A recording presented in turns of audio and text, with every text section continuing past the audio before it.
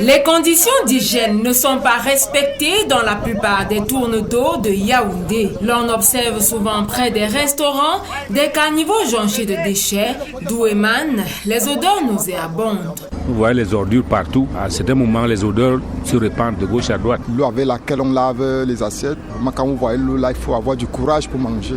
Il y a aussi la qualité des personnes qui nous servent. Parfois, ils ont un paraître qui laisse à désirer. On ne mange pas que faire. Pour être assis, il y a des gens qui pissent derrière. Pour être assis, il y a peut-être des gens qui font de la mécanique, des poubelles qui viennent être reversées et tout. Bon, ça nous dérange un peu, mais nous sommes habitués à vivre comme ça. Triste illustration, cette vidéo virale sur les réseaux sociaux, celle d'une vendeuse du célèbre plat dénommé au coq qui laisse les populations stupéfaites. C'est trop triste, ça doit être des pratiques occultes, c'est affreux. C'est vraiment pathétique, comme quelqu'un m'avait dit, je vais le paraphraser, c'est même douloureux. Franchement, je ne sais pas pourquoi elle est même encore en liberté. Cette femme était foncièrement mal intentionnée pour saboter toute l'ethnie Eton parce que c'est nous qui préparons le coq et c'est nous qui savons préparer le coq. Tel qu'elle a fait là, je pense que c'est une fille démoniaque. Ça m'a tellement écœuré. Est-ce que vous savez qu'il y a des gens qui sont en train de prendre des décisions de ne plus jamais manger le coq? Cette vidéo nous a fait mal, sachant qu'on mange des urines, ce qui n'est pas normal.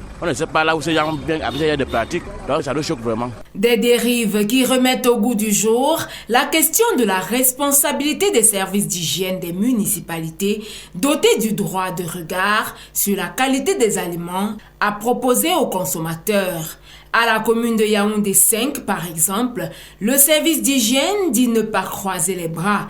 Emmanuel Totom, chef service d'hygiène et environnement à la commune de Yaoundé 5. Ayant été mis au courant, la mairie de Yaoundé 5 a fait une descente sur le terrain pour s'enquérir déjà de cette situation. À cette occasion même d'ailleurs, ça a fait l'objet de la relance d'une mission de contrôle autour des vendeurs d'aliments. Il faut quand même signaler que cet acte est un acte isolé et on va s'atteler non seulement au niveau du contrôle mais plus à la sensibilisation des commerçants et même des clients. Plusieurs mesures sont mises en œuvre pour contrôler et inspecter les établissements qui manipulent, qui conditionnent les denrées alimentaires destinées à la condition humaine. Entre autres mesures, il y a des campagnes de contrôle que nous effectuons chaque année auprès de ces établissements où nous contrôlons la qualité des denrées alimentaires qui sont commercialisées. Nous contrôlons la propreté des locaux et même l'hygiène corporelle de ceux qui manipulent ces aliments. C'est à cette occasion que nous contrôlons les carnets médicaux et tous les aspects liés aux bonnes pratiques d'hygiène dans ces restaurants qui vendent les denrées alimentaires aux populations. Lorsque nous arrivons dans une structure, le défaut de certificat médical ou alors le défaut de tenue appropriée pour commercialiser des aliments, c'est une amende de 25 000.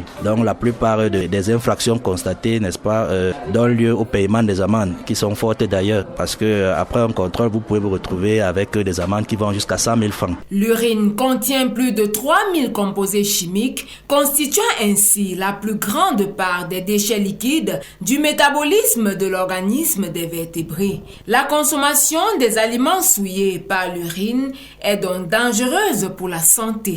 Professeur Firmin Ankoane Andoulo, gastro-entérologue. Les principaux symptômes, conséquences d'une contamination microbienne d'un aliment, sont donc une intoxication alimentaire. C'est-à-dire, les individus vont présenter des nausées, des vomissements, voire des diarrhées. Ces diarrhées peuvent être simples ou profuses. Les symptômes peuvent être précoces, c'est-à-dire apparaissant quelques minutes après la consommation de l'aliment contaminé, ou bien tardifs, c'est-à-dire des jours après la consommation de l'aliment, rarement des mois après. Les conséquences d'une intoxication alimentaire vont donc d'une simple maladie, voire des complications, notamment la déshydratation, c'est-à-dire qu'il y a une perte d'eau au corps, voire une insuffisance rénale dans son rôle de filtration et la maladie peut aller jusqu'au coma, voire la mort. De nombreuses personnes ayant consommé ce repas de la vendeuse de coq se demandent quels sont les fondements de ce rituel. Nous avons rencontré Benjamin Tangalouk, il est anthropologue.